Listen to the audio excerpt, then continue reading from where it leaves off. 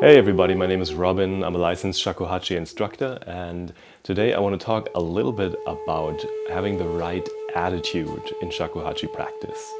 Because sometimes I read like messages or discussions in the Discord community, and people sometimes seem very they're taking like the shakuhachi very very serious. Like they're talking about, oh, I have this problem, or I need to fix that and this, and and sometimes I also see it in students that people they get a little bit like hard on the inside, trying to learn this instrument. And for many people, playing the shakuhachi is not just about making music, but it's actually a kind of a spiritual practice. And spiritual practice, at least in my understanding, is actually all about attitude, having the right attitude towards life and towards the universe, or like what all of existence. And so I think the shakuhachi as an instrument is actually a very useful, wonderful tool for that kind of practice, because it is so difficult. You can learn a guitar, and you can learn to play the guitar, and like in one day, even if you learn a few basic chords and a strumming pattern, you're gonna arrive at something that sounds good, and that's fun to play. Whereas shakuhachi, it might take you weeks, sometimes even months, to even produce a single note on the shakuhachi, and it's not going to sound very well. And it's going to take you at least a couple of years until you start sounding kind of good, and even some more years until you start sounding great. So it takes a lot of patience to learn this instrument. And to that end, I feel like having the right attitude in practice is something that is not only beneficial beyond our shakuhachi practice, but also beneficial to developing our sound and to actually progressing faster. And the basic idea is that, the more you fight the flute, the more the flute will fight you back.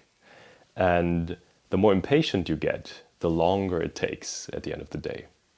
And Suzuki Roshi, like the famous Zen teacher, said once that if you get greedy in your practice, you're going to get discouraged. And I think that's very much true of shakuhachi practice as well.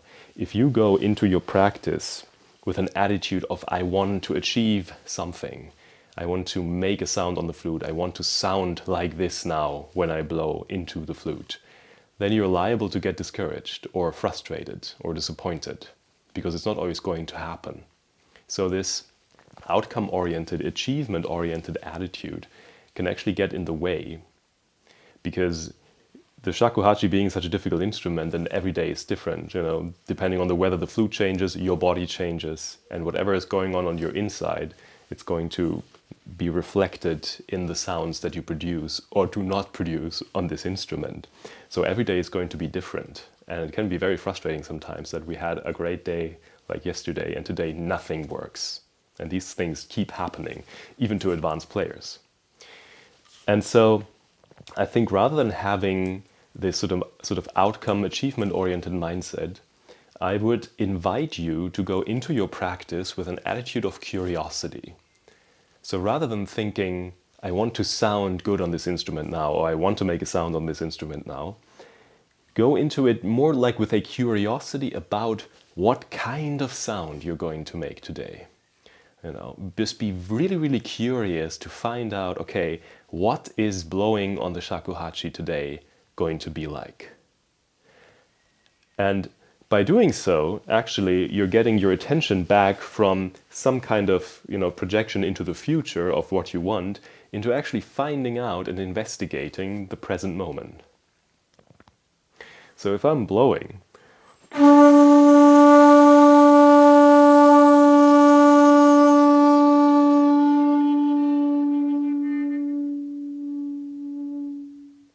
now in my case, okay, I'm making a kind of a decent sound. But I'm also feeling sort of inside, trying to see, okay, how does my body feel as I blow? What does my sound like? Are there a lot of whistle tones? Does my tone seem tight? Does my tone seem open? And just noticing that first of all, without attaching any kind of judgment to it. Just being curious about, okay, what's it like to blow today? Is it, and even if I'm not able to make a sound and I just get some sort of hissing sound, some kind of sort of breathy sound. How is the breathy sound different today than it was yesterday? If it is different. And then if I make slight changes in my embouchure, in my posture, in how the way that I am aware of my diaphragm as I blow, what does that change? So moving away from I need to make a sound to being really, really curious about what is actually happening. And that kind of curiosity will lead you to become much more aware of what's going on. Much more aware of, okay, how am I forming my embouchure? How does my body feel? And that's actually going to help you progress faster because you're paying more attention and you're going to learn more. So the first point is curiosity. The next one would be an attitude of acceptance. And there is this wonderful phrase by Carl Rogers, who I think was a psychotherapist, who said that the curious paradox is that when I accept myself as I am, I can change. And similarly, if I accept my blowing, if I accept my sound on the shakuhachi as it is, it's going to change. That's the wonderful thing. So rather than trying to make something happen, we are opening a field of allowance where things can happen by themselves. And that's where we want to be, because mastery is actually a movement from control to not control, a movement from controlling to allowing at the end of the day. And that's what makes it beautiful. That's when you get these sort of, when people are really at the height of their game, that feeling of effortlessness, which is just incredible to watch or to listen to in this case. So acceptance in the fact of don't try to be somewhere where you're not, but really be where you are at this moment in time. Because you're not really getting better while you practice, maybe a little bit maybe, but actually all of the changes that happen inside of you happen outside of practice. The practice is just like sort of where you tell your body, okay, what it needs to get better at. But all of the changes to your nervous system, to your physiology, all of these things, to your muscles, all of these things that help you be a better player, they happen over time, not while you're practicing. And so oftentimes it's much better to set action-oriented goals rather than outcome-oriented goals. Meaning like, okay, let me blow into the flute 10 times, rather than, okay, let me produce one perfect row. And also, when you're starting to practice, what I always like to do is, because I like to practice in the morning, and in the morning, I'm often still stiff, and so my tone is also kind of narrow. But rather than trying to make my sound bigger, I sort of try to accept, okay, my tone is narrow now because also I feel kind of tight. Let's have a narrow sound. Let's really lean into the narrowness of this sound rather than trying to create something different, and explore what kind of movement is possible within the space that I actually have. And from there, if I keep doing that, I often realize that slowly things start to open up. Whereas if I try to push, then things are more liable to actually become more tight and things take longer. So overall, pressure has a way of delaying progress actually. And lastly, one thing that I like to think about is that, okay, we have a piece of nature here. We have a piece of bamboo that was cut and turned into a flute. And Japanese Shinto religion is inherently animistic. So there is like some kind of deity that lived or perhaps still lives inside this instrument. And I think it's good to have, especially in the beginning, to have a certain respect for the bamboo and to respect that the bamboo may not want to produce sound for you in the beginning. I know this might sound a little bit esoteric, but if you think about it this way, think that you're dating somebody and you're going on a date with them, and and the question is, are you really interested in that person, or do you just want something from them? Do you just want to go home with them or something? And the same thing with the flute. is like, are you curious about really finding out what this flute needs from you in order to make sound? And so again, it comes back to curiosity, or perhaps interest is the better idea. Are you truly interested in this instrument? Are you interested to find out what it needs from you in order to unfold all of its beauty?